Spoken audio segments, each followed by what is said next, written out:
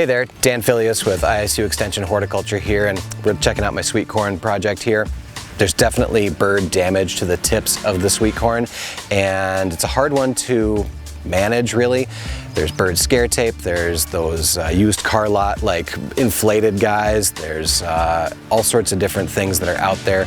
But basically when you're trying to scare away birds or other wildlife from your fields, the best way is to keep things moving, to keep things different. So they get used to anything. Scare cannons. People use these propane powered cannons that send out a boom. But if you just leave it in one place, or you always have it on, or it's one pattern, it just sort of fades into the background for the animals and they are not scared of it anymore. We're talking about pest control in sweet corn, and for deer and raccoons, you need to exclude them from the fields. You can't just scare them away. And we've got two different ways of doing that here. And one of them, this little short fence here, this electronet, this one is for raccoons. Doesn't need to be super high, but they do need to, it does need to come up a certain way, and they can't get below, through, or over it. And you see right here a nice technique on the T-post that is being used for the other electric fence. They've got this PVC that just goes over so that it can wrap around and not ground out there. This was mowed about a week and a half ago, I think, and it probably could use it again, but we're pretty much at the end of the season, so I think there's diminishing returns there for that. This other fence we've got here is this strand right here. Oh yeah, I unplugged it earlier. It is about 3 feet off the ground, and then we've got these other two strands. So this strand plus this one and this one on two separate post runs is a 3D fence, three-dimensional fence, and this one is for deer. And it's a more cost-effective one than getting one that is, say, 8 feet tall that a deer can't jump over. This one's electrified also and baited so that they're drawn to it and they know that it's will shock them. And it works because their depth perception isn't really great, and they can jump high and they can jump far, but they can't jump both high and far apparently. And so this is a more cost-effective way of using just some electric line that you might have already and setting up a fence around your perimeter. We're in the sweet corn talking pests. We've got some Japanese beetles down here. Here's the culprit right here, and here's the damage. We've got clipped silks, and the silks, there's a bundle of them like this one right here. This one's one that has not been clipped, but you can tell that this one's been cut short, and here's the damage, the evidence down here. And each one of these silks is connected to a kernel in the ear down below, and if any of them is compromised, then that can prevent pollination of that kernel down there and can give you incomplete fill in the corn. And if it's bad enough or noticed, then that makes that ear unmarketable. They're getting ravaged here, like that one right there.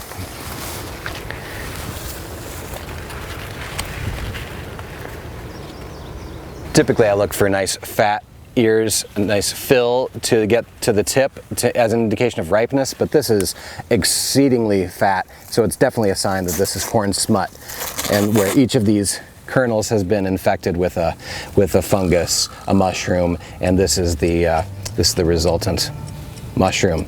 And this is a delicacy for many, and it's probably good time for picking right there. Wheat lacoche, exactly. And we'll notice in here also a common pest of corn and other things, picnic beetle, sap beetle. I broke it. Here's another sap beetle right here, crawling in there trying to eat the wheat lacoche. Okay, let's see. Maybe down in here, huh? We've got some nice, I think,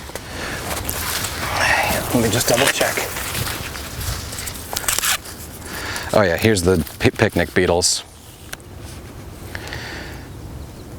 So these picnic beetles, they're typically secondary pests. Maybe you can see they've got a little, they're not fully black. They've got a little bit of coloration on their backs, like either dark red, burgundy, maroon. Oh, they keep falling. Anyhow, this was damaged by earworm at the tip here. And here we have a tiny baby, is that an earworm? I think it is, right there. They're not usually that small and delicate. The one that did this damage, it was a bigger one. And anyway, after it gets damaged and the sugars start fermenting, the picnic beetles, they sense that fermenting sugar, that's their cue, and they'll come in and crawl in and start feasting also. So if you've got that damage from one, you often get the damage from the other also. There are some odd years when the picnic beetle does seem to be the primary pest rather than the secondary pest, but anyhow, this is a fantastic looking ear of sweet corn. And so if you could just cut that tip right there, oh my goodness, look at that thing. It's gorgeous. So a major pest of corn and sweet corn definitely is corn earworm. And I've got one in here, I believe, that is, oh yeah, look at that guy. He's hiding his face. Oh, let's get him. You see this, they're very varied in their appearance. Like some can be bright green, but they definitely have a contrasting colored like head. You see how that is kind of like tannish, orangish there? Like that head is contrasting in color. So even if the body is all green, you might see a difference in head there. And there's other things too, bristles and dots and things like that, but I'm not an expert. I just know that, you know, they eat the tip of the sweet corn and that damages it and makes it, for most, unmarketable. And for control of corn earworm, the best way to do it is to trap with a pheromone trap in your field so that you can see when the moths arrive. Because when the moths arrive, then they start to lay eggs on the green silks. And that's what these corn earworms then burrow down, following the silks into the tip of the ear, and getting them at that point, before, as they're hatching and then burrowing, that's the time when they're vulnerable. But that's a very short window of time. So you either have to spray something that has a little bit more residual or get it more frequently out there. And corn earworm, it's a problem in field corn too.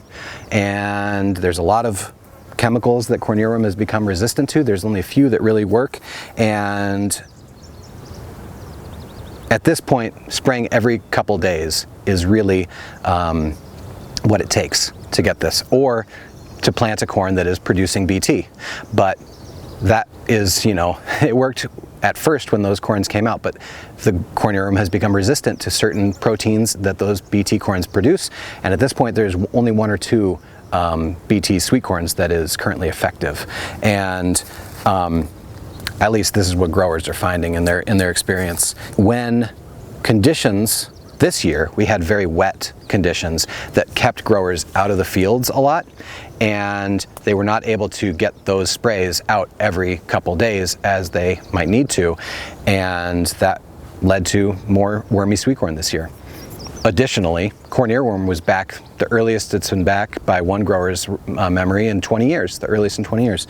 And none of the field corn was pollinating at that time. Of course, early sweet corn is always pollinating earlier than the first field corn, but when the corn earworm comes back earlier, it's the only thing pollinating that they're going to be going after. And so, though there may not have been high numbers, every single one of them found a sweet corn patch, and here we go. Oh my gosh, speak of the devil, I was just mentioned in a comment on Instagram by Iowa Fruit Guy, Randall Voss, mentioned me in a comment, hey, corn earworm on sweet corn, what do you know?